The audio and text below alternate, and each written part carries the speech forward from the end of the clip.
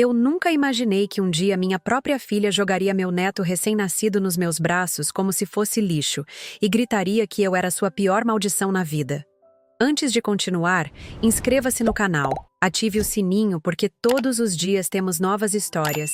Deixe seu like e conte nos comentários de qual cidade você está nos assistindo. Meu nome é Helena Cardoso, tenho 62 anos, e esta é a história mais dolorosa que já vivi. Uma história sobre como o amor de uma mãe pode ser testado até o limite, e como às vezes precisamos tomar decisões que parecem cruéis para salvar quem mais amamos.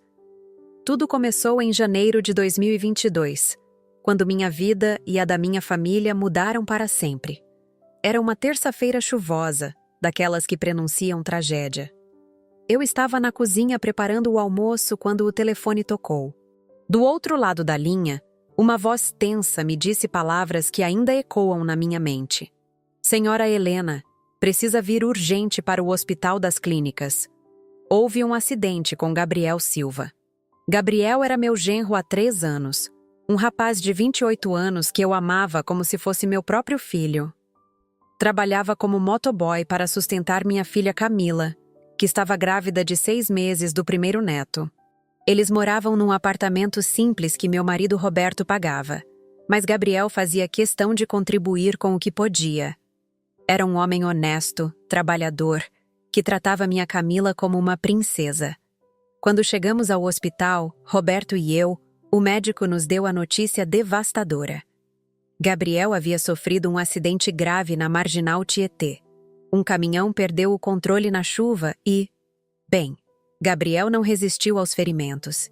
Morreu no local aos 28 anos, deixando uma esposa grávida e um sonho de família pela metade. Ver minha filha Camila receber essa notícia foi uma das coisas mais difíceis que já presenciei.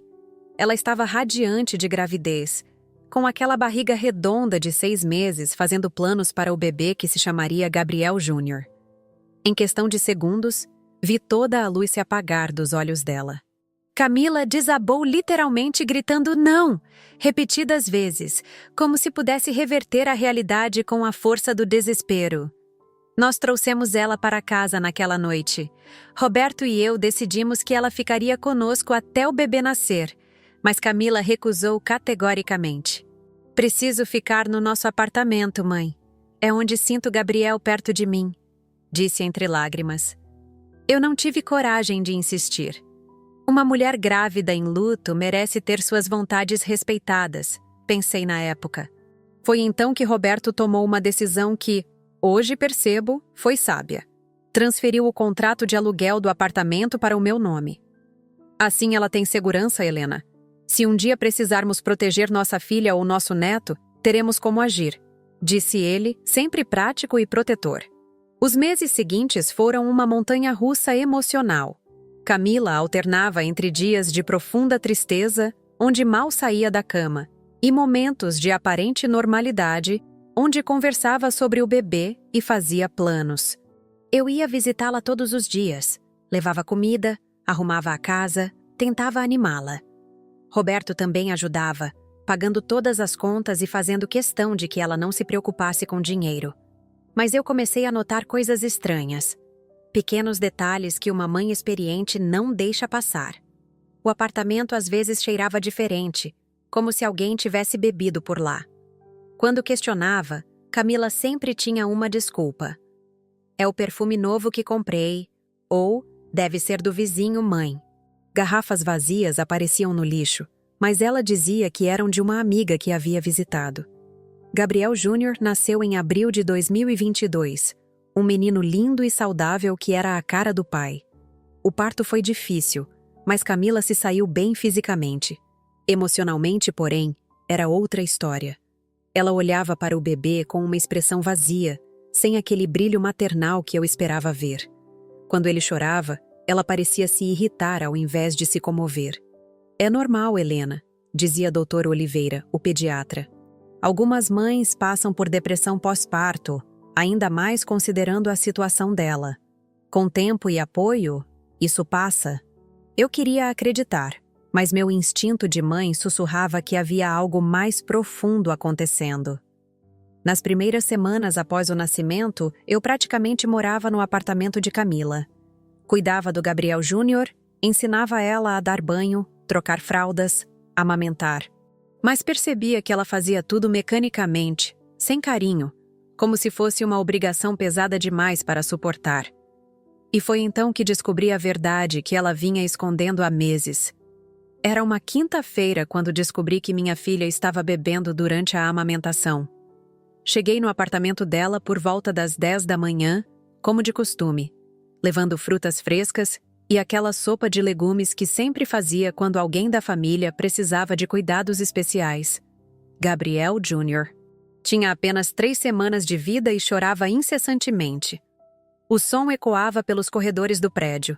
Quando abri a porta com minha cópia da chave, a cena que encontrei me gelou o sangue.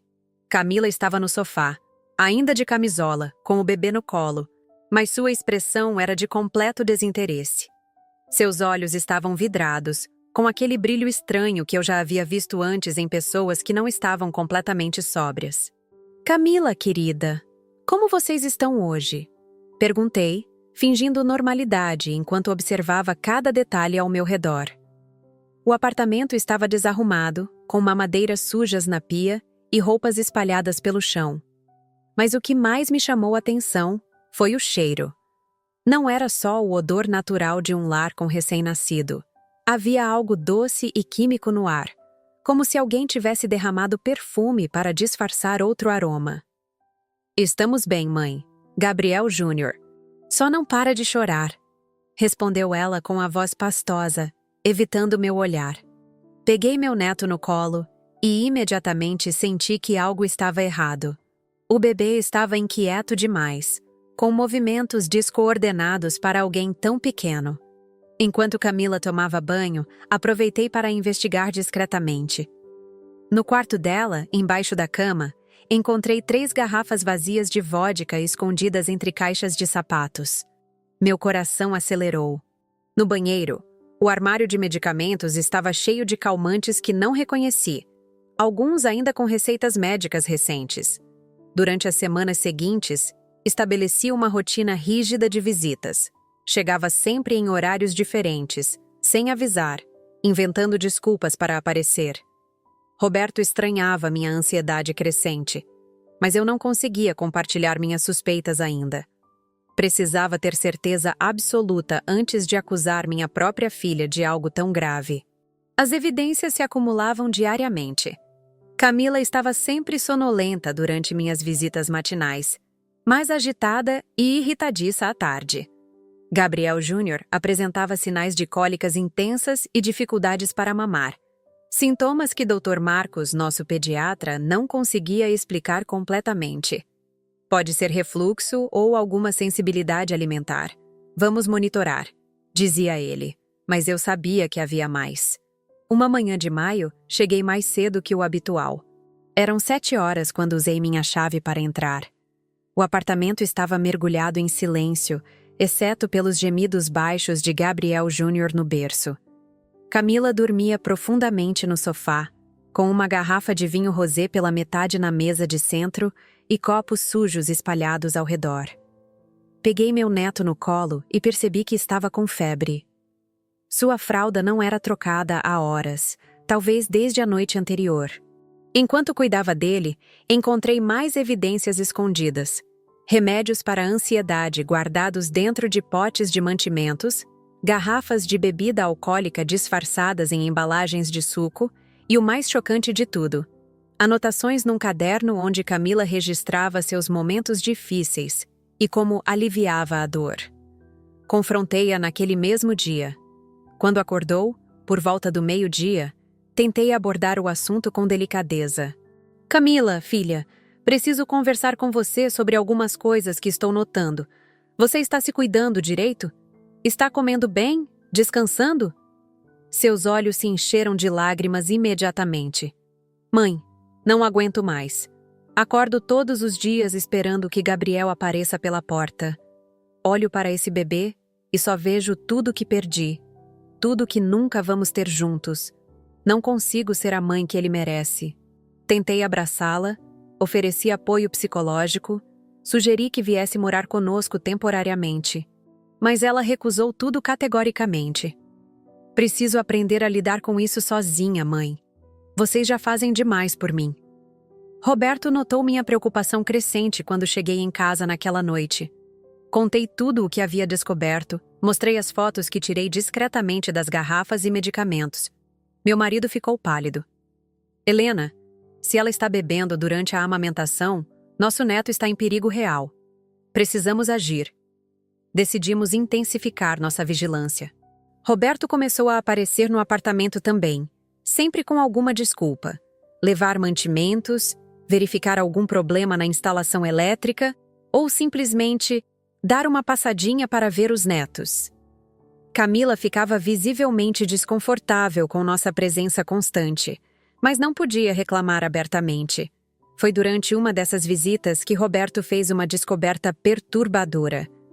No lixo do banheiro, encontrou seringas descartáveis vazias. Quando questionou Camila sobre elas, ela alegou que eram para dar remédio ao bebê, mas Dr. Marcos nos confirmou que nunca havia prescrito medicação injetável para Gabriel Júnior. A gota d'água veio numa terça-feira de final de maio. Eu havia ligado várias vezes durante a manhã e Camila não atendia. Preocupada, fui até lá e encontrei a porta entreaberta. Gabriel Júnior estava sozinho no berço, chorando desesperadamente, com a fralda encharcada e sinais claros de desidratação. Camila estava desacordada no chão da cozinha, rodeada por garrafas vazias e comprimidos espalhados. Chamei uma ambulância imediatamente. Enquanto esperava os paramédicos chegarem, segurei meu neto nos braços e prometi a ele que nunca mais passaria por uma situação assim. Naquele momento, tomei uma decisão que mudaria nossas vidas para sempre. Não importava o quanto doesse, eu protegeria Gabriel Júnior de qualquer coisa, até mesmo da própria mãe se fosse necessário. Camila foi hospitalizada por intoxicação alcoólica e medicamentosa. Gabriel Júnior ficou sob minha guarda temporária enquanto ela se recuperava. Durante os 3 dias que passou internada, Roberto e eu conversamos longamente sobre os próximos passos. Sabíamos que a situação havia ultrapassado todos os limites do aceitável. Quando Camila recebeu alta hospitalar, eu ingenuamente acreditei que aquele susto seria suficiente para fazê-la enxergar a gravidade da situação.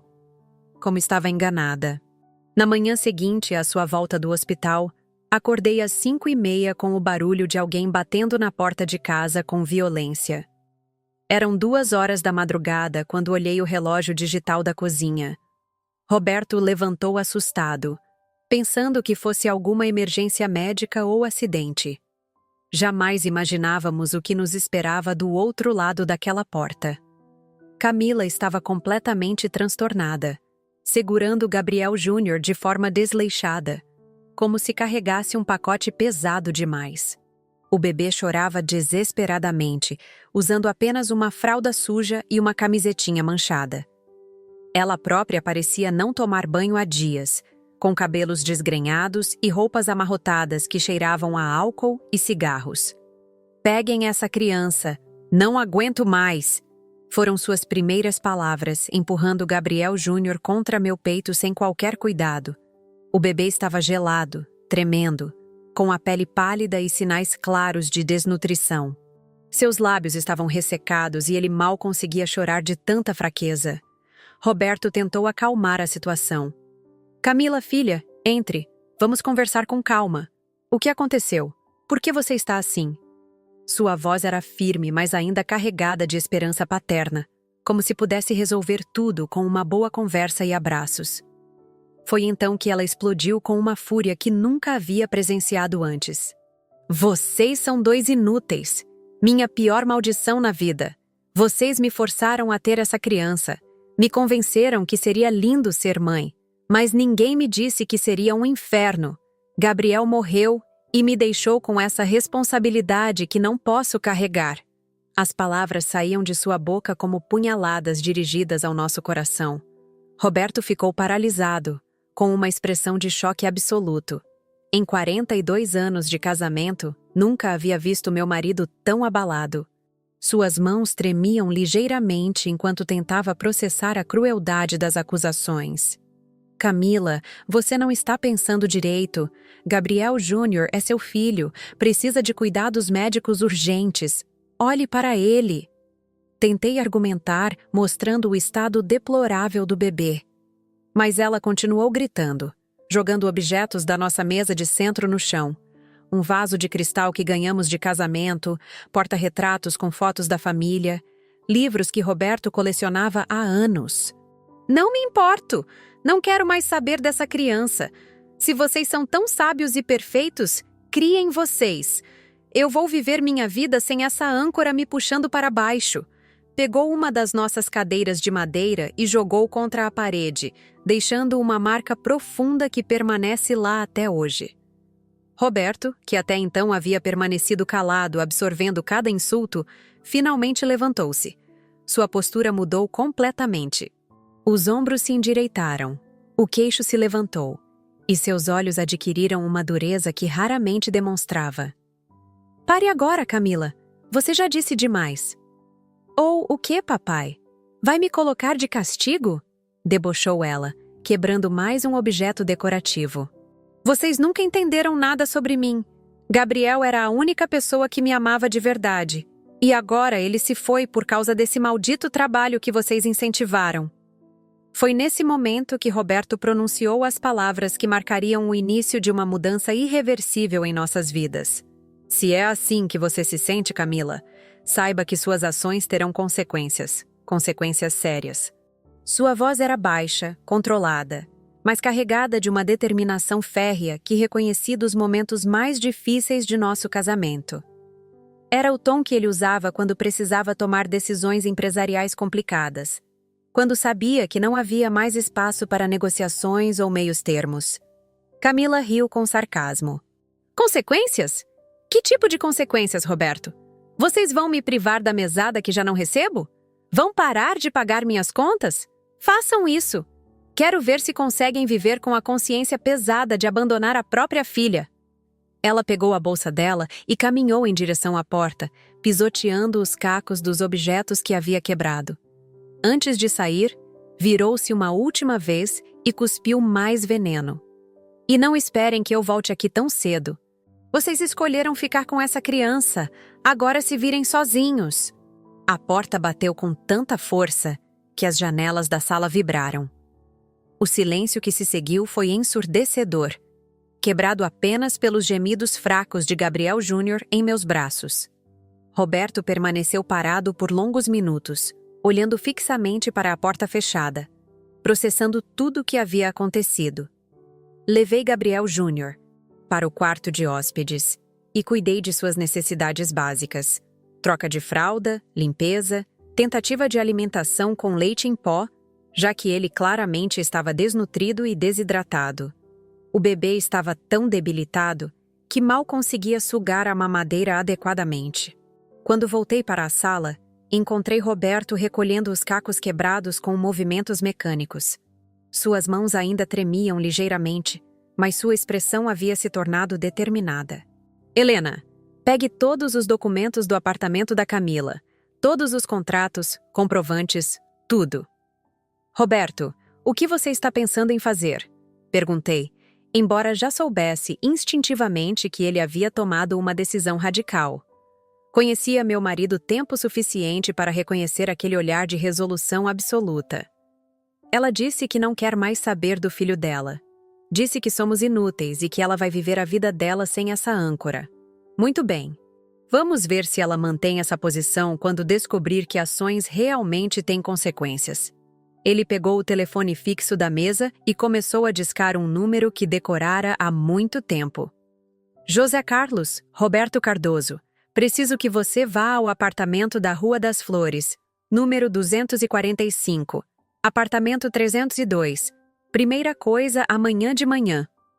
Troque todas as fechaduras imediatamente. Sim, eu sei que são 2 da manhã, mas é urgente. O contrato está no meu nome. Então, não há problema legal. Foi nesse momento que compreendi completamente a dimensão do que estava acontecendo. Roberto não estava agindo por raiva ou impulso. Estava protegendo Gabriel Júnior da única maneira que conhecia, estabelecendo limites claros e irrevogáveis. Quando o sol ainda não tinha nascido, o telefone tocou em nossa casa. Era José Carlos, funcionário da imobiliária, confirmando que as fechaduras do apartamento de Camila haviam sido trocadas conforme pedido. A sensação que tomou conta de mim e do Roberto foi um misto de alívio e tristeza profunda. Alívio porque, pela primeira vez, sentíamos que estávamos protegendo o pequeno Gabriel Júnior. Tristeza porque a distância entre mãe e filho acabava de se concretizar de forma cruel e irrevogável. Após o desligar da ligação, nós dois ficamos sentados em silêncio por alguns instantes, imersos em pensamentos que pesavam no peito. Era a quietude de quem sabe que uma linha foi cruzada e que não há mais volta. Uma decisão definitiva tomada em nome da segurança de uma criança inocente. Logo nas primeiras horas da manhã, entramos em contato com o advogado Dr. Marcos Oliveira. Precisávamos formalizar nossa posse sobre a guarda de Gabriel Júnior, garantindo seus direitos contra qualquer tentativa de Camila retornar à situação sem condições reais para cuidar do bebê. Era o começo de uma batalha que ninguém queria, mas que todos sabíamos necessária. Marcamos uma reunião para o final da tarde na casa do nosso filho Henrique, que vinha acompanhando tudo de perto e ajudando na mediação familiar. Durante as horas que antecederam o encontro, organizamos toda a documentação essencial: certidão de nascimento do bebê, comprovantes de endereço, fotos recentes que retratavam o estado de saúde de Gabriel Júnior, e além das provas contundentes do alcoolismo de Camila e dos relatos de vizinhos que testemunharam inúmeros episódios de negligência. À medida que a tarde avançava, nossas expectativas mesclavam esperança e apreensão. Quando o Dr. Marcos chegou, levou tempo para analisar calmamente cada papel, cada fotografia e cada testemunho. Finalmente, ele nos explicou, com a seriedade e a precisão de sempre. Helena, Roberto, compreendo que essa situação é emocionalmente desgastante para vocês, mas nosso objetivo maior é proteger o bem-estar do Gabriel Júnior e garantir que ele tenha um ambiente saudável para crescer. Podemos solicitar uma guarda provisória em caráter de urgência, embasada nessas provas, para que o menor esteja sob proteção imediata. Durante toda a reunião, eu sentia meu coração ratear. Por um lado, sabia que estava fazendo o melhor pelo bebê. Por outro, não podia deixar de pensar na dor que Camila enfrentava, mesmo manchada pelos próprios erros. Uma mulher jovem, dominada pela tristeza da perda e pelo peso da culpa, que sucumbia às próprias fraquezas. Porém, não havia espaço para dúvidas ou hesitações. O tempo corria contra a segurança do nosso neto. Após a reunião, retornamos para casa determinados a não deixar nenhuma brecha. Roberto prometeu que acompanharia de perto todo o processo, garantindo que nada fosse deixado ao acaso. A partir daquele momento, minha rotina mudou completamente. Reservei cada segundo livre para estar perto do Gabriel Júnior, para que ele sentisse o amor e a proteção que até então lhe foram negados. Durante o dia, ia ao fórum dar andamento nos documentos, acompanhava as consultas médicas, buscava suporte psicológico para o bebê e participava de reuniões com assistentes sociais designadas pelo Sistema de Proteção à Criança. O processo jurídico não era simples e nos consumia uma energia imensa.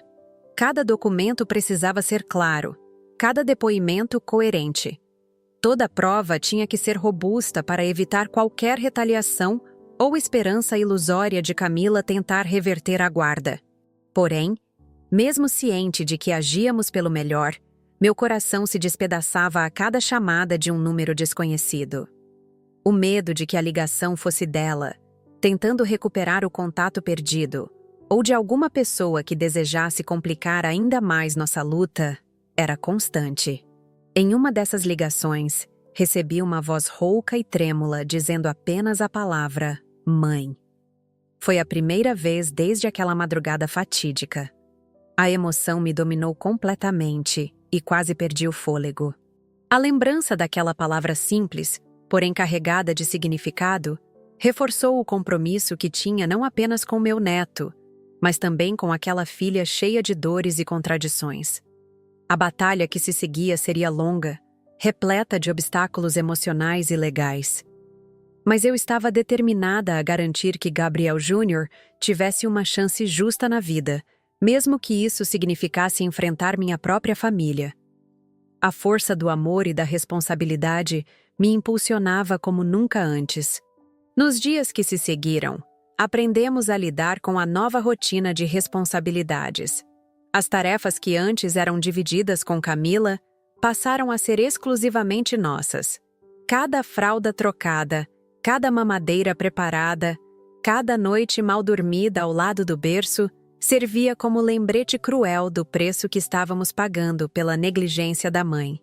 Acompanhando Gabriel Júnior nas consultas médicas, comecei a perceber mudanças sutis no seu comportamento. A segurança que encontrava nos braços da avó e do avô parecia acalmar seus pequenos medos e traumas iniciais.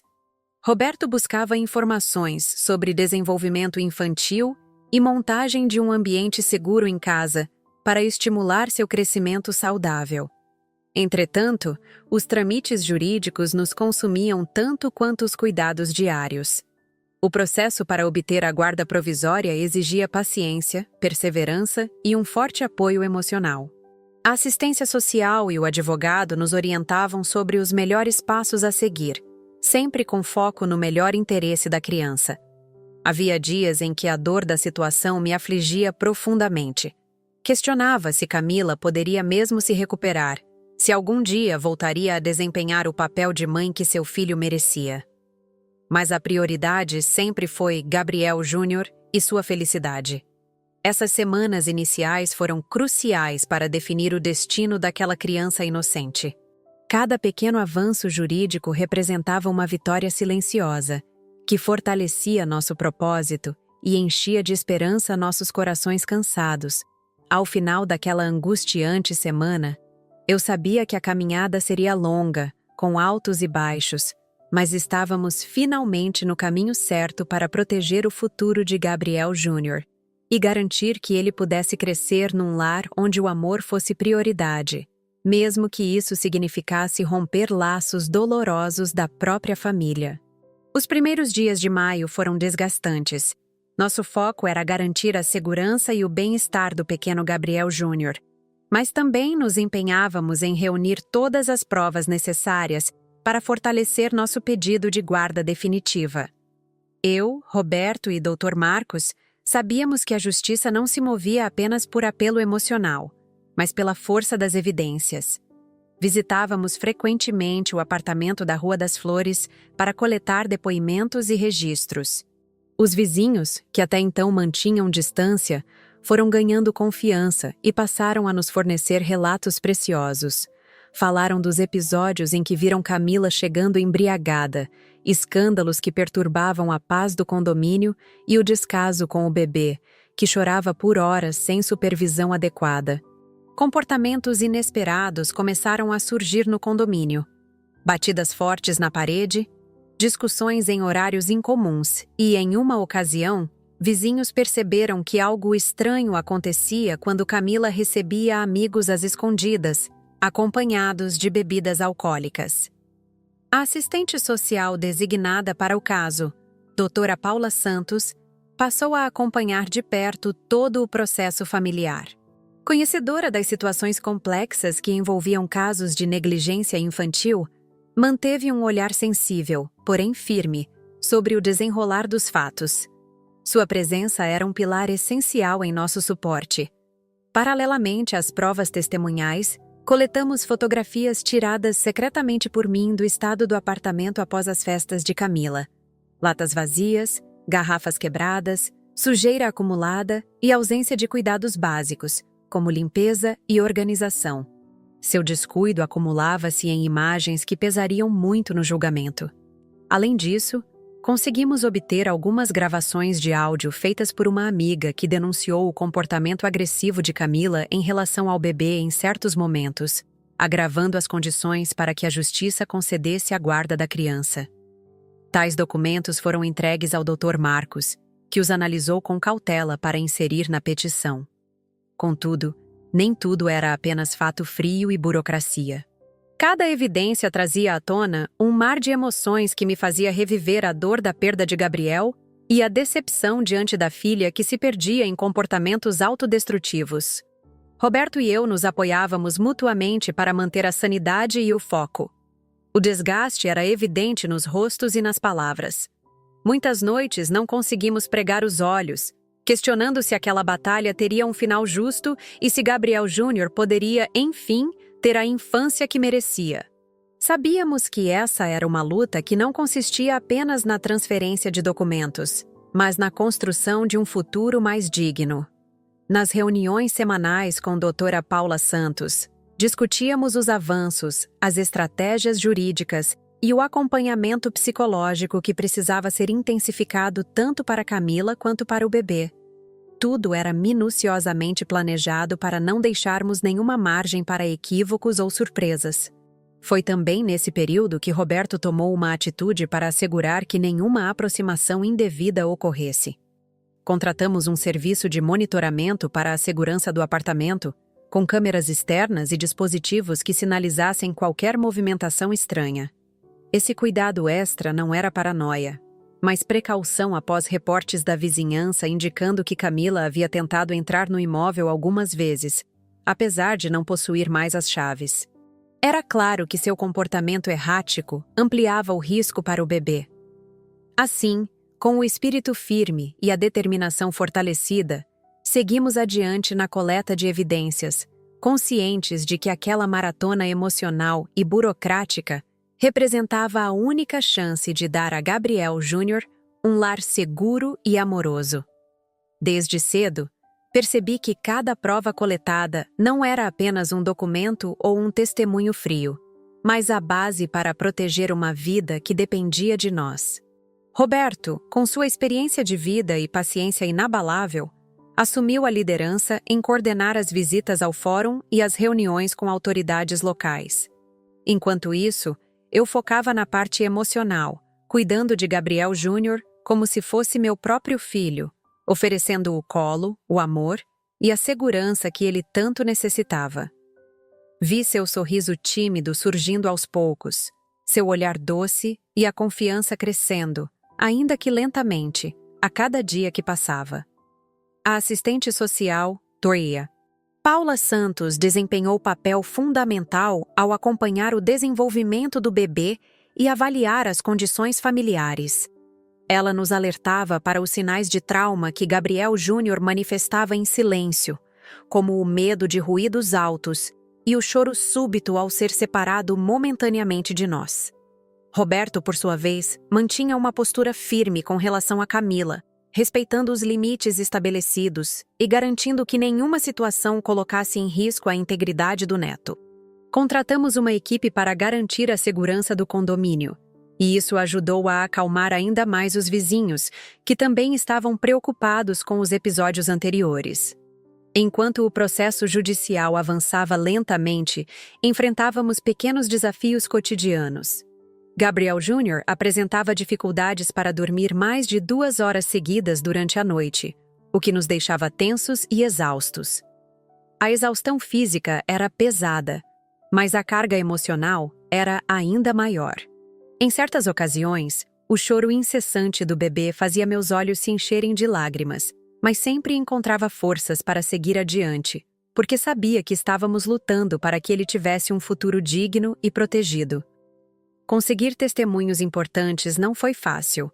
Algumas pessoas se recusavam a falar por medo de represálias, enquanto outras desejavam ajudar, mas não sabiam como. Foi necessário muito diálogo, paciência e empatia para construir uma rede de apoio que viabilizasse nosso pedido legal. Além das testemunhas do condomínio, conseguimos também contato com uma antiga amiga de Camila, que concordou em fornecer gravações que comprovavam episódios de agressividade e abandono. Essas evidências foram fundamentais para fortalecer o caso e convencer o juiz a tomar uma decisão rápida e justa.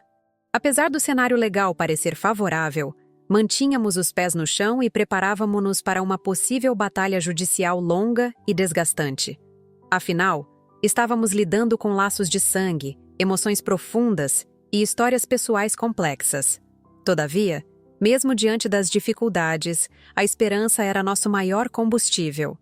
A cada pequena vitória na corte, a cada avanço na proteção de Gabriel Júnior, sentíamos que nossas escolhas difíceis valiam a pena, mesmo que custassem noites de sono, alegrias adiadas e um esforço quase sobre-humano.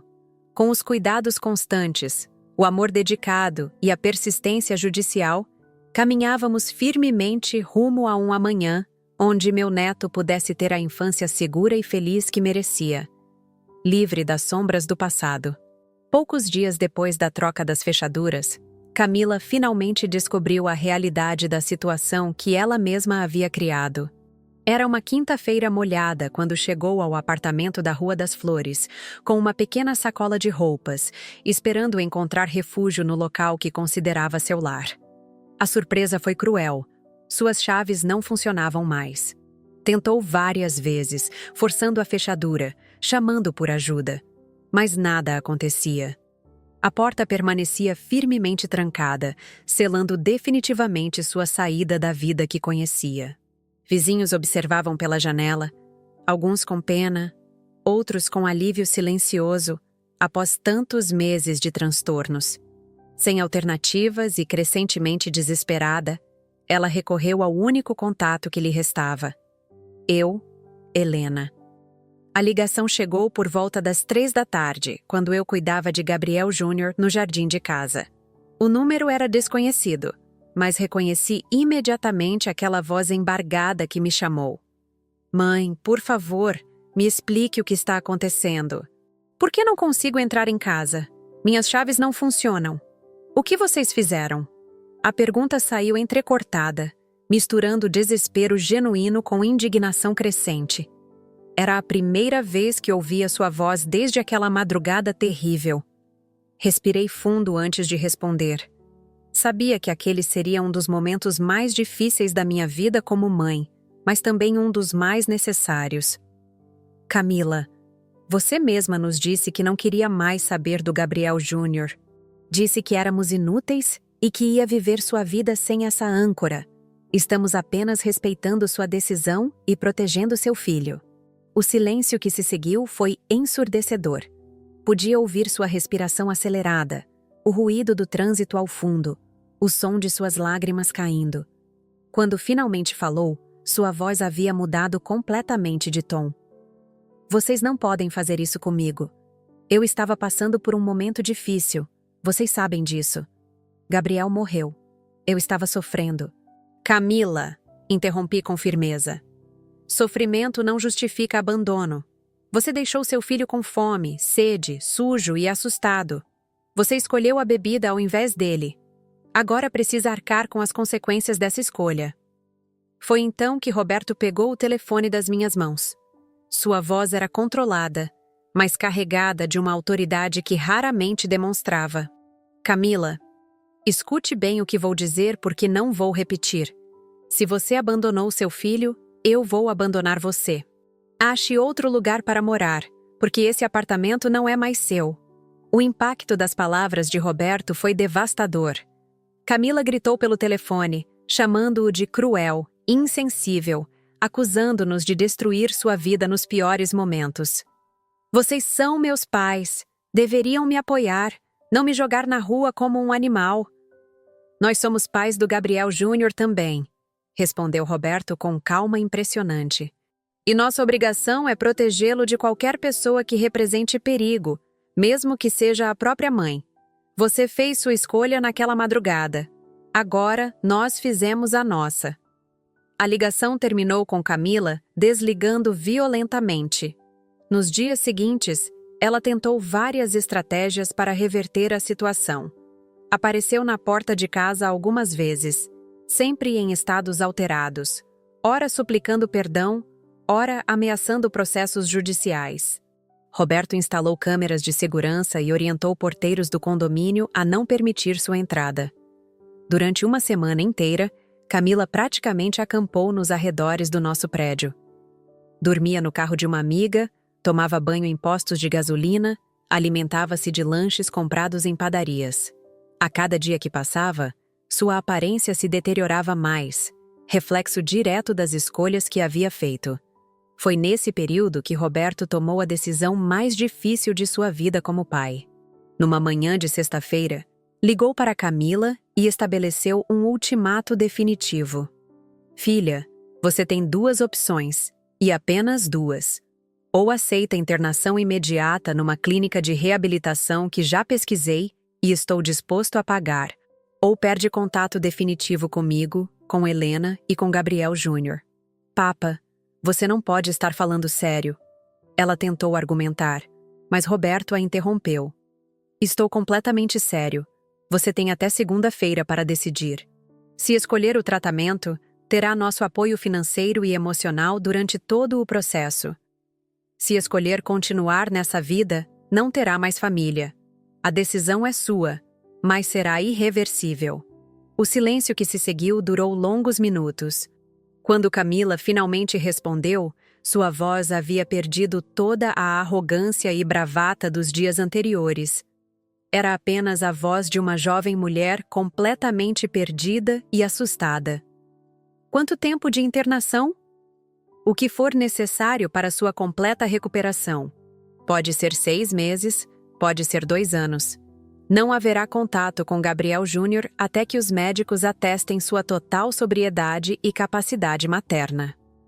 A decisão não veio imediatamente. Camila passou o fim de semana inteiro circulando pela cidade, visitando lugares que frequentava com Gabriel, tentando encontrar alternativas que não existiam. Foi só na segunda-feira de manhã que recebemos sua ligação final. Mãe, aceito a internação.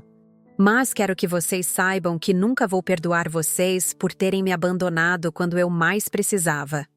Mesmo magoada com suas palavras, senti um alívio imenso. Era o primeiro passo real em direção à recuperação da minha filha e à segurança do meu neto. Roberto organizou tudo com a clínica recomeçar em questão de horas. Camila seria internada naquela mesma tarde. Quando a levamos até a clínica, Gabriel Júnior estava dormindo em meus braços. Camila olhou para ele por longos minutos, tocou seu rostinho pela última vez antes do tratamento e sussurrou: Desculpa, meu filho. Mamãe vai ficar boa para cuidar de você direito. Foi a primeira vez em meses que vi minha filha demonstrar amor genuíno pelo bebê. Naquele momento, soube que havíamos tomado a decisão certa, mesmo que custasse lágrimas, noites em claro e um sofrimento que palavras não conseguem descrever. A internação de Camila na clínica Recomeçar marcou o início de um capítulo doloroso e transformador em nossas vidas. A princípio, ela mostrou resistência absoluta, recusando-se a aceitar a gravidade da situação e insistindo que poderia superar os problemas sozinha. Durante as primeiras semanas, tentou fugir 2 vezes e se recusava a participar das sessões terapêuticas obrigatórias. Roberto e eu acompanhávamos cada passo dessa trajetória espinhosa, mantendo contato constante com a equipe multidisciplinar responsável pelo tratamento. Psicólogos especializados em dependência química, médicos psiquiatras, terapeutas holísticos e assistentes sociais trabalhavam incansavelmente para ajudar Camila a enfrentar tanto seu alcoolismo quanto o trauma emocional profundo da perda de Gabriel. Eu visitava a clínica religiosamente todas as quartas-feiras, carregando uma sacola com fotos antigas da família, roupas limpas e pequenos mimos caseiros que pudessem confortá-la nos momentos mais sombrios. Em cada visita, observava mudanças sutis em sua aparência e comportamento, embora ainda permeadas por crises intensas e oscilações emocionais bruscas que assustavam até os profissionais experientes. Paralelamente à lenta recuperação de Camila, intensificamos nossos esforços no processo jurídico visando garantir a guarda definitiva de Gabriel Júnior. Dr. Marcos Oliveira trabalhou meticulosamente preparando toda a documentação necessária, incluindo laudos médicos detalhados e avaliações psicológicas que comprovavam categoricamente a incapacidade temporária de Camila para exercer a maternidade de forma segura e responsável.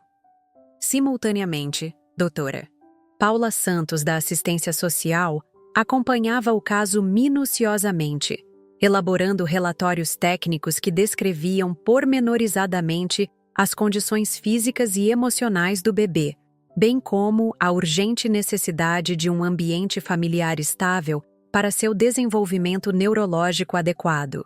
A justiça brasileira, sensível a esses indicadores científicos e humanitários, demonstrava crescente inclinação para conceder a guarda provisória com possibilidade de reavaliação futura, após a completa reabilitação materna. Durante todo o mês de junho, dedicamos energias consideráveis para adaptar nossa residência visando receber Gabriel Júnior de forma permanente e estruturada. Instalamos sistemas de segurança modernos, incluindo câmeras de monitoramento interno e alarmes silenciosos. Transformamos completamente o quarto de hóspedes numa suíte infantil equipada com berço importado, móveis musicais, brinquedos educativos apropriados para cada fase do desenvolvimento e um sistema de purificação do ar especialmente projetado para bebês com sensibilidades respiratórias. Roberto demonstrava uma dedicação quase obsessiva aos detalhes, pesquisando produtos orgânicos, consultando pediatras renomados e até mesmo contratando uma nutricionista especializada em alimentação infantil.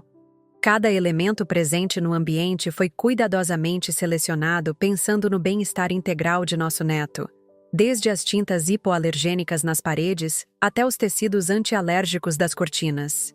Em casa, estabelecemos uma divisão equilibrada de responsabilidades domésticas e cuidados infantis para garantir que, mesmo enfrentando pressões emocionais extremas, conseguíssemos manter a serenidade e a harmonia familiar indispensáveis para criar uma criança traumatizada.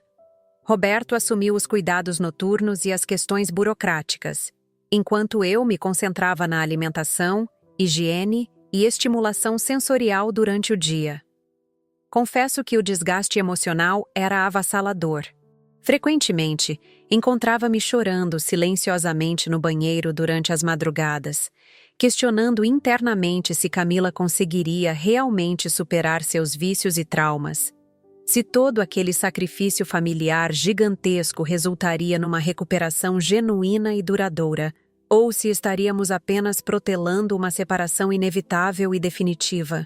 Contudo, a esperança inabalável de presenciar o renascimento moral e emocional da minha filha proporcionava combustível suficiente para enfrentar cada obstáculo, cada lágrima derramada, cada noite insone passada, velando o sono agitado de Gabriel Júnior, que ainda apresentava pesadelos recorrentes e episódios de choro inconsolável que partiam meu coração em pedaços. No final de junho, precisamente no dia 28, recebemos a ligação mais importante desde o início dessa saga devastadora. Doutor. Marcos comunicou oficialmente que o juiz Dr. Fernando Almeida havia aprovado nosso pedido de guarda provisória em favor meu e do Roberto. Legalmente, Gabriel Júnior estava oficialmente sob nossa proteção integral até que Camila demonstrasse aptidão clínica e psicológica para reassumir suas responsabilidades maternas. Entretanto, junto com essa vitória jurídica, chegou uma carga de responsabilidade ainda mais pesada.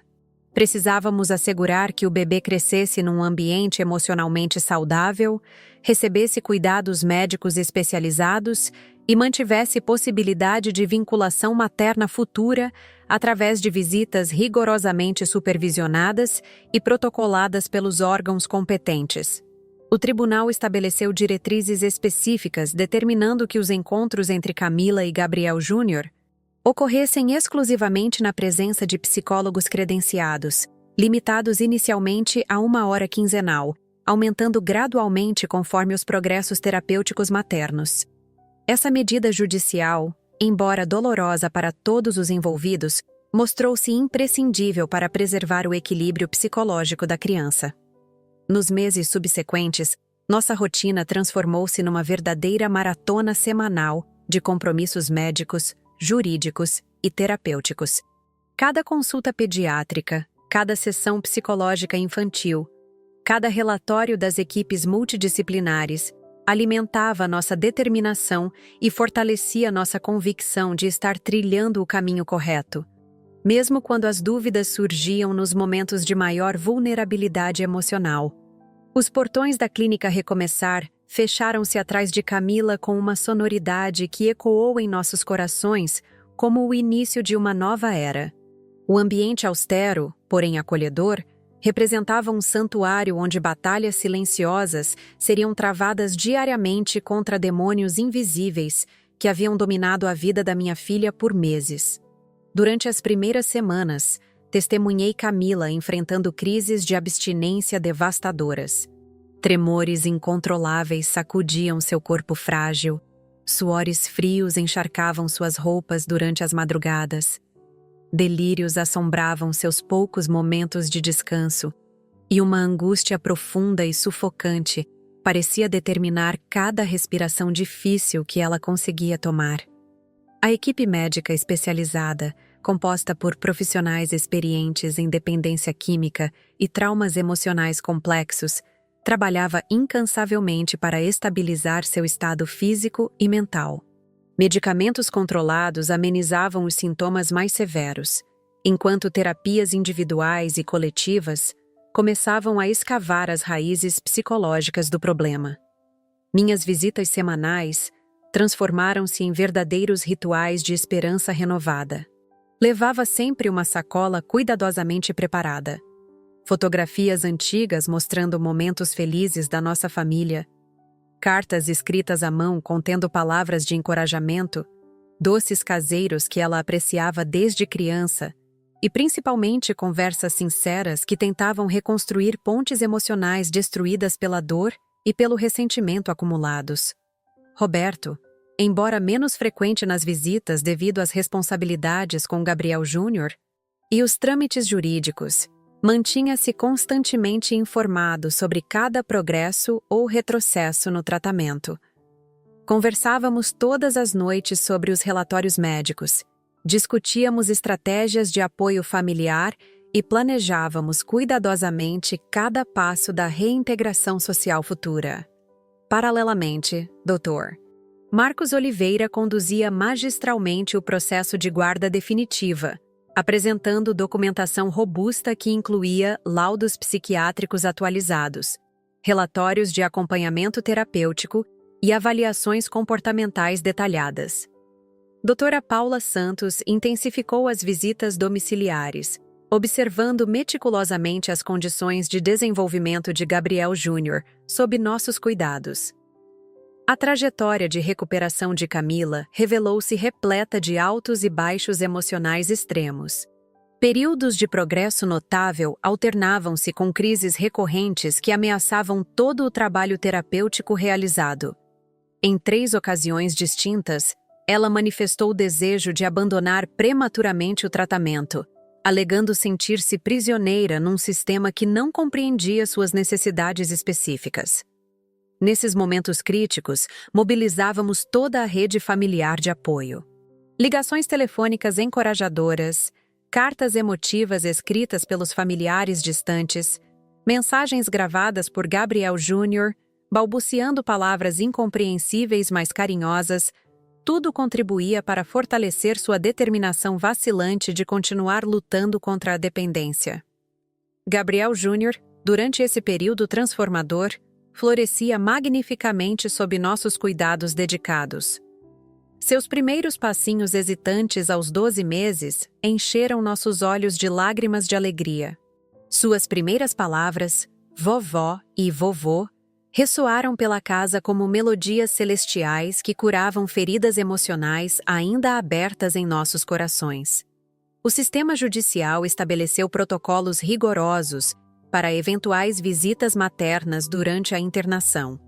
Inicialmente proibidas completamente, foram gradualmente permitidas sob supervisão psicológica intensiva, limitadas a encontros mensais de 1 hora em ambiente controlado dentro da própria clínica. Cada interação era minuciosamente documentada e analisada por especialistas em vínculos familiares. Observar esses encontros supervisionados partia meu coração. Camila demonstrava amor genuíno pelo filho, mas ainda carregava inseguranças profundas sobre sua capacidade materna. Gabriel Júnior, Inicialmente retraído e desconfiado, gradualmente começou a reconhecer aquela mulher como alguém significativo em sua vida, embora não compreendesse totalmente a complexidade da situação familiar. Em dezembro de 2023, Camila atingiu um marco importante.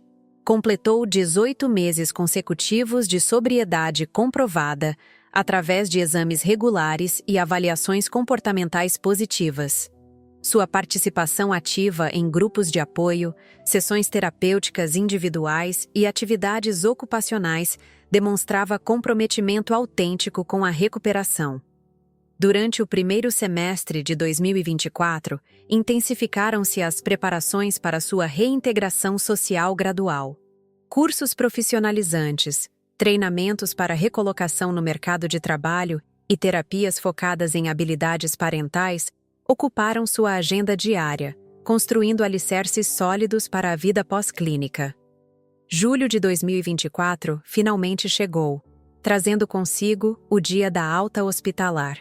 Camila emergia daquela experiência transformadora não como uma pessoa completamente curada, pois compreendia que a recuperação constituiria uma jornada vitalícia, mas como uma mulher renascida, equipada com ferramentas emocionais e estratégias comportamentais para enfrentar os desafios cotidianos sem recorrer ao álcool como escape. A São Paulo que a recebeu era diferente da cidade que havia deixado 2 anos antes. Apartamento antigo inacessível, relacionamentos sociais rompidos, mercado de trabalho competitivo e, principalmente, um filho que crescera sob outros cuidados.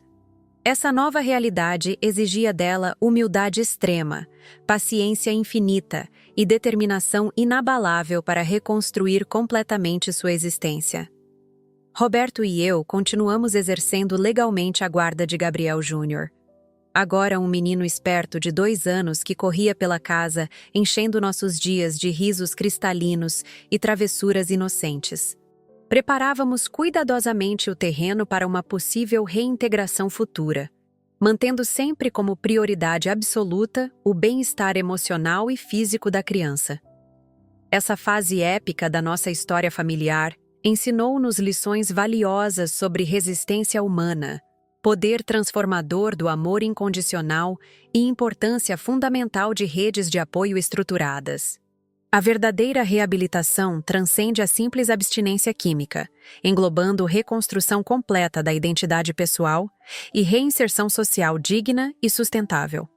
O retorno de Camila à vida após 2 anos de internação representou um marco delicado e complexo para nossa família. Ela emergiu da clínica Recomeçar transformada, carregando nas costas não apenas uma bagagem simples de pertences, mas o peso monumental de reconstruir completamente sua existência em todos os aspectos imagináveis. Seu novo apartamento ficava no bairro da Vila Madalena, um pequeno espaço de 40 metros quadrados que Roberto alugou em seu nome. Era modesto comparado ao conforto anterior, mas representava a autonomia reconquistada e o primeiro passo concreto rumo à independência financeira e emocional que tanto almejávamos para ela. Durante as primeiras semanas de adaptação, Camila demonstrava uma disciplina admirável.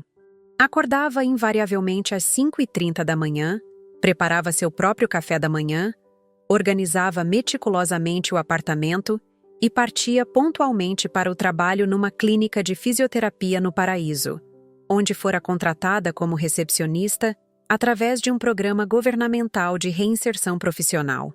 O emprego, embora oferecesse apenas um salário mínimo e meio, proporcionava-lhe dignidade restaurada e propósito renovado.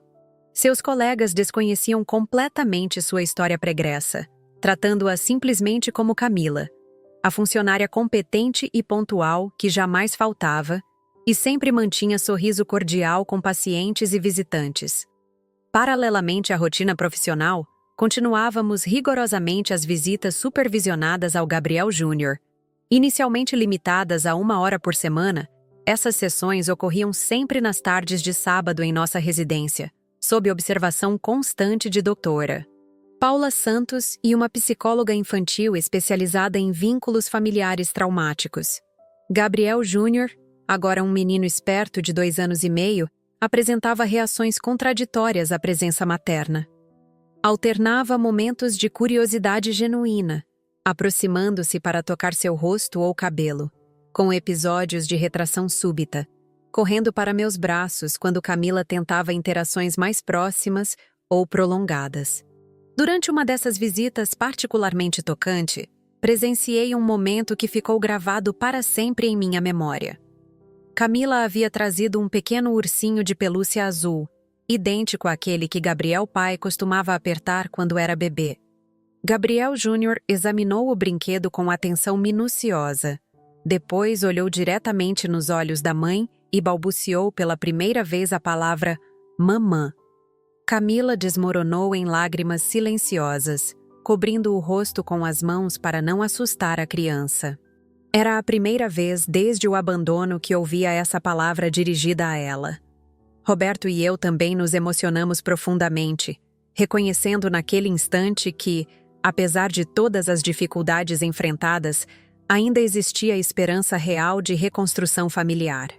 Entretanto, o processo revelava-se extremamente delicado e repleto de retrocessos inesperados. Gabriel Júnior frequentemente rejeitava tentativas de carinho mais intenso, mantendo uma barreira protetiva invisível, mas perceptível que nos partia o coração. Especialistas explicavam que essa reação era absolutamente natural considerando o trauma de abandono precoce. As avaliações psicológicas quinzenais indicavam progresso lento, mas consistente, tanto no comportamento materno quanto na receptividade infantil. Camila demonstrava paciência exemplar, nunca forçando aproximações ou manifestando frustração quando Gabriel Júnior a rejeitava. Essa maturidade emocional recém-adquirida impressionava positivamente todos os profissionais envolvidos. Roberto mantinha vigilância discreta, mas constante sobre cada aspecto dessa reintegração gradual.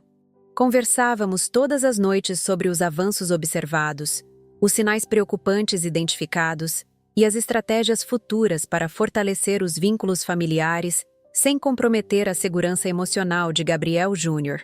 Camila, por sua vez, frequentava religiosamente as reuniões dos Alcoólicos Anônimos 3 vezes por semana. Participava de grupo terapêutico para mães em recuperação às quintas-feiras e mantinha consultas mensais com psiquiatra especializado em dependência química. Essa rede de apoio estruturada funcionava como alicerce fundamental para sustentar sua sobriedade conquistada com tanto esforço. Nas noites solitárias de seu apartamento, Camila escrevia diários detalhados documentando cada pequeno progresso na relação com Gabriel Júnior. Lia livros sobre desenvolvimento infantil, assistia videoaulas sobre maternidade responsável e planejava cuidadosamente atividades apropriadas para futuras visitas expandidas. 3 meses após sua saída da clínica, conseguimos aumentar a frequência dos encontros para 2 vezes semanais, mantendo sempre a supervisão profissional. Gabriel Júnior começou a demonstrar expectativa positiva pelos sábados de visita, perguntando pela manhã se mamã viria brincar com ele naquele dia. Durante o mês de novembro, observamos marcos significativos no relacionamento entre mãe e filho. Gabriel Júnior começou a aceitar alimentos oferecidos por Camila, permitiu que ela trocasse suas fraldas durante uma emergência e, mais significativamente, adormeceu em seus braços durante uma sessão particularmente tranquila. Roberto e eu celebrávamos silenciosamente cada pequena vitória, mantendo sempre os pés firmes no chão e lembrando-nos constantemente de que a recuperação familiar constituía uma maratona, não uma corrida de velocidade. Cada passo precisava ser sólido e sustentável para garantir que retrocessos devastadores não comprometessem todo o progresso conquistado. A transformação gradual de Camila surpreendia até mesmo os profissionais mais experientes. Ela havia evoluído de uma jovem mulher destrutiva e irresponsável para uma mãe dedicada, trabalhadora e comprometida com a sobriedade. Essa metamorfose alimentava nossa esperança de que, eventualmente, nossa família poderia ser reunificada de forma saudável e permanente. O retorno gradual representava muito mais que simplesmente permitir visitas maternas. constituía a reconstrução cuidadosa de vínculos fundamentais, a cura coletiva de traumas profundos e a criação de uma nova dinâmica familiar baseada em respeito mútuo, responsabilidade compartilhada e amor incondicional renovado, através das provações superadas juntos. No decorrer de meses intensos e repletos de obstáculos emocionais, a relação entre Camila e Gabriel Júnior começou finalmente a desenhar novos contornos, muito mais suaves e promissores. O que anteriormente constituía uma barreira emocional praticamente intransponível, deu lugar gradualmente a interações fluidas, repletas de pequenos gestos cotidianos que indicavam inequivocamente a construção lenta, porém absolutamente concreta, de um vínculo materno genuinamente afetivo. A cada visita programada, observávamos meticulosamente que Camila demonstrava esforços crescentes para compreender profundamente e apoiar incondicionalmente seu filho, respeitando religiosamente seus tempos individuais e suas limitações emocionais específicas. Suas mãos, anteriormente trêmulas e inseguras ao tocar Gabriel Júnior, e agora seguravam-no com firmeza inabalável e doçura maternal, como se houvesse redescoberto e memorizado cada curva delicada e cada detalhe precioso daquele pequeno corpo que tanto amava. Essa transformação comportamental não passou absolutamente despercebida entre os numerosos profissionais especializados envolvidos no acompanhamento familiar multidisciplinar. Psicólogos experientes e terapeutas infantis renomados vinham consistentemente relatando melhorias extraordinariamente significativas em seus relatórios mensais detalhados, enfatizando repetidamente a importância fundamental do ambiente doméstico estável e do suporte familiar estruturado para o desenvolvimento neurológico e emocional saudável da criança. A supervisão rigorosa das visitas, anteriormente inflexível e controladora, começou progressivamente a tornar-se mais permissiva conforme os meses transcorriam positivamente. As sessões supervisionadas evoluíram estrategicamente de 2 encontros semanais para todos os finais de semana completos, permitindo efetivamente que mãe e filho aprofundassem substancialmente sua relação no cotidiano familiar, participando colaborativamente de brincadeiras educativas, refeições compartilhadas e pequenos passeios recreativos em parques públicos próximos à nossa residência. Gabriel Júnior demonstrava-se visivelmente mais tranquilo e confortável na presença materna constante. Não existiam mais aquelas retrações abruptas e defensivas que tanto nos preocupavam anteriormente. Apenas momentos completamente naturais de adaptação mútua e aprendizado recíproco. Os risos infantis, outrora tímidos e contidos, agora preenchiam melodiosamente todos os ambientes domésticos onde passavam tempo precioso juntos. Entretanto, essa jornada transformadora demandava uma paciência quase sobre-humana de todos os envolvidos.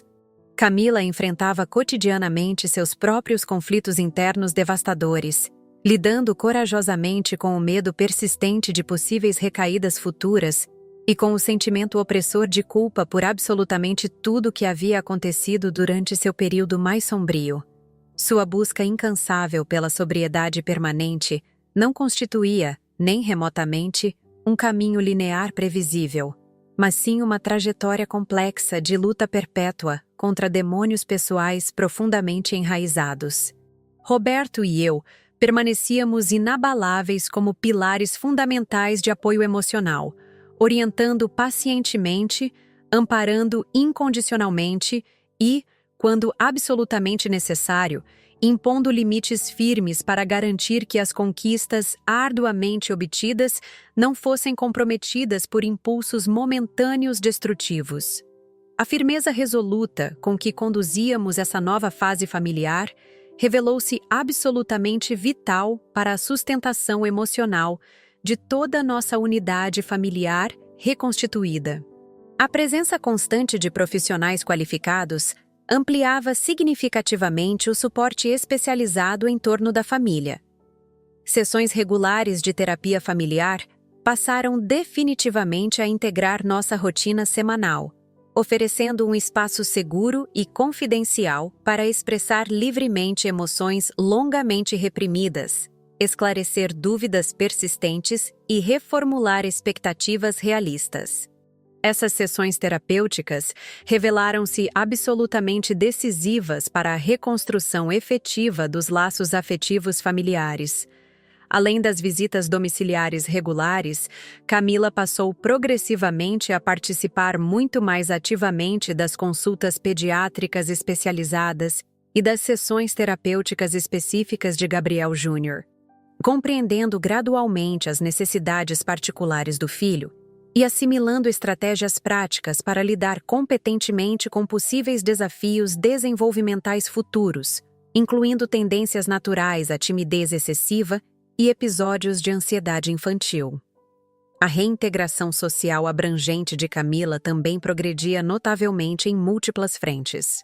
Em seu ambiente profissional, conquistou progressivamente o respeito genuíno e a confiança plena dos colegas e superiores hierárquicos, que observavam constantemente sua dedicação exemplar e comprometimento inabalável. Simultaneamente, ela expandiu conscientemente seu círculo social limitado, aproximando-se estrategicamente de grupos terapêuticos de apoio que reforçavam continuamente a importância vital da sobriedade mantida e da autoaceitação incondicional. Durante as horas solitárias em que o isolamento ameaçava retornar sorrateiramente, Camila descobriu na escrita reflexiva e na música terapêutica suas verdadeiras válvulas eficazes de escape emocional, canalizando produtivamente suas emoções intensas para atividades criativas e para o autoconhecimento profundo. Essa transformação interna substancial refletia-se diretamente em sua postura corporal renovada, visivelmente mais leve, constantemente transparente e genuinamente aberta às críticas construtivas. O ápice emocional absoluto desse período transformador foi um passeio conjunto memorável que realizamos todos unidos no Parque do Ibirapuera, numa tarde ensolarada de dezembro. Pela primeira vez em aproximadamente 3 anos, Camila, Roberto, Gabriel Júnior e eu compartilhávamos um momento familiar que transcendia completamente o simples exercício mecânico da convivência supervisionada. Constituía uma celebração autêntica da vida recuperada, da superação coletiva conquistada e do amor familiar genuinamente renovado. Gabriel Júnior correu completamente livre pelo gramado verdejante, enquanto Camila cantarolava melodiosamente cantigas infantis para ele, embalando carinhosamente seus pequenos pés cansados após horas de brincadeiras. Roberto e eu observávamos atentamente à distância, profundamente emocionados com o progresso extraordinário que havíamos conquistado coletivamente, através de tanto esforço, sacrifício e perseverança inabalável. Sabíamos conscientemente que ainda existia um longo caminho desafiador pela frente, repleto de riscos potenciais e desafios constantes que testariam nossa resistência familiar. Contudo, naquele dia específico e simbólico, o sentimento predominante era inequivocamente de vitória merecida e esperança genuinamente real. Conseguíamos finalmente vislumbrar um futuro promissor, onde essa família, anteriormente marcada por dores profundas e resistências destrutivas, parecia definitivamente preparada para reescrever coletivamente sua história com dignidade restaurada e amor incondicional renovado. Chegar ao mês de fevereiro de 2025 representou para nossa família a consolidação de uma jornada extremamente dolorosa, repleta de altos e baixos devastadores, mas simultaneamente marcada por um amadurecimento profundo e uma renovação genuína da esperança. A nova realidade que enfrentávamos não era absolutamente perfeita, mas carregava consigo a promessa tangível de um futuro substancialmente mais sólido, fundamentado em respeito mútuo autêntico e compreensão verdadeiramente genuína. Camila, após longos meses intensivos de terapia especializada e reabilitação completa, finalmente consolidou uma rotina de vida saudável e genuinamente independente. Estabeleceu-se definitivamente num apartamento confortável alugado em São Paulo, especificamente no movimentado bairro de Pinheiros, onde cuidadosamente construiu seu espaço pessoal refugiante. Trabalhava dedicadamente num renomado consultório de fisioterapia, onde era consistentemente valorizada e respeitada pela dedicação exemplar e profissionalismo inabalável demonstrados diariamente. O contato regular com Gabriel Júnior evoluiu progressivamente para visitas sistemáticas e significativamente ampliadas, atingindo a frequência estável de 3 encontros semanais estruturados. Cada encontro era meticulosamente planejado para oferecer máxima segurança emocional e conforto psicológico ao menino, respeitando religiosamente seus sentimentos complexos e limitações desenvolvimentais específicas. As atividades colaborativas que desenvolviam juntos incluíam jogos educativos estimulantes, leituras encantadoras de histórias infantis e passeios recreativos em locais públicos familiares, sempre com o apoio discreto mas presente de uma psicóloga especializada. Roberto e eu mantínhamos oficialmente a guarda legal plena do Gabriel Júnior. Contudo, confiávamos crescentemente na responsabilidade consistentemente demonstrada pela filha para exercer adequadamente o papel materno durante as visitas programadas. Os relatórios técnicos periódicos elaborados pelos profissionais qualificados vinculados ao processo judicial indicavam progresso notavelmente constante e consistente em absolutamente todos os âmbitos avaliados sistematicamente. O menino, agora aproximando-se dos 3 anos de idade, exibia um temperamento naturalmente alegre, genuinamente sociável e intensamente curioso, constituindo o resultado direto do amor incondicional, estabilidade emocional e cuidados médicos contínuos oferecidos dedicadamente por toda a estrutura familiar reconstituída. Camila participava proativamente de suas consultas médicas especializadas, cronograma vacinal obrigatório e sessões terapêuticas específicas, demonstrando interesse autêntico e crescente pelo desenvolvimento integral de seu filho. Para Camila, a experiência renovada da maternidade responsável constituía, simultaneamente, fonte de imensa alegria transformadora e desafio emocional constante. Compartilhava abertamente suas dúvidas persistentes e medos residuais durante as sessões regulares de terapia familiar, buscando continuamente crescer como pessoa íntegra e mãe competente. O caminho árduo do perdão, especialmente direcionado a si mesma, permanecia longo e desafiador, mas avançava consistentemente com determinação inabalável e apoio profissional especializado. Roberto e eu, embora genuinamente aliviados com as conquistas significativas alcançadas, permanecíamos constantemente vigilantes e emocionalmente presentes, preparados para intervir decisivamente sempre que absolutamente necessário. Sabíamos conscientemente que as recaídas constituem um risco permanente e real na trajetória complexa do dependente químico, e que o apoio contínuo, incondicional e a rede segura de proteção familiar eram elementos cruciais para a manutenção duradoura da sobriedade conquistada e do equilíbrio psicológico sustentável. Mesmo assim, um senso renovado de otimismo cauteloso permeava gradualmente nosso lar familiar.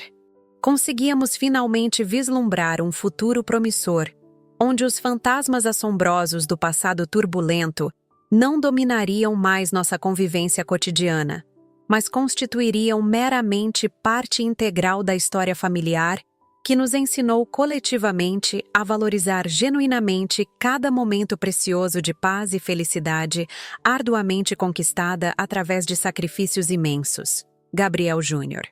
Crescia magnificamente cercado por amor verdadeiro e incondicional, assimilando naturalmente desde tenra idade valores fundamentais como respeito mútuo, responsabilidade pessoal e perdão compassivo.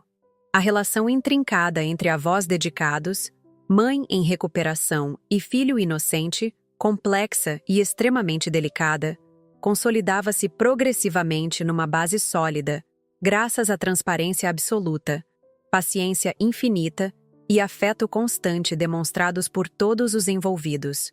O reencontro familiar gradual, não se traduzia numa volta nostálgica à normalidade anterior, mas sim na construção cuidadosa de uma nova ordem familiar, onde os erros devastadores do passado serviam como lições valiosas de aprendizado e combustível poderoso para uma convivência saudável e emocionalmente equilibrada no presente e futuro. Durante as noites tranquilas, quando o silêncio reconfortante tomava conta da residência, refletíamos profundamente sobre o quanto havíamos superado coletivamente através de união e perseverança. A sensação predominante era duplamente complexa: tristeza residual pelos momentos sombrios vivenciados e gratidão profunda e sincera por cada passo corajoso rumo à recuperação familiar e à união reconstituída. Eu, Helena, sentia-me genuinamente fortalecida por ter me transformado numa voz ativa e determinante na história transformadora da filha e do neto querido. Roberto orgulhava-se justificadamente do homem íntegro e pai protetor que se tornara, superando todas as adversidades enfrentadas. E Camila, pela primeira vez em anos, acreditava sinceramente na possibilidade real de renascer completamente e construir uma vida plena e significativa. Essa nova realidade familiar, embora ainda frágil e em processo contínuo de desenvolvimento e amadurecimento, constituía a prova viva e inspiradora de que o amor incondicional, a perseverança inabalável e a busca incansável pela justiça podem definitivamente reconstruir famílias completamente despedaçadas, oferecendo um caminho luminoso de esperança após longas noites aparentemente intermináveis de escuridão absoluta e desespero. A jornada não terminou com essa nova configuração, mas nos ensinou que as cicatrizes podem se transformar em símbolos de força, que o perdão é possível mesmo nos casos mais extremos e que uma família unida pelo amor verdadeiro pode superar qualquer adversidade, por mais devastadora que pareça inicialmente. Se você gostou desta história, deixe seu like no vídeo, inscreva-se no canal e compartilhe suas impressões nos comentários. Para ouvir a próxima história, clique na caixa à esquerda. Obrigado por nos assistir.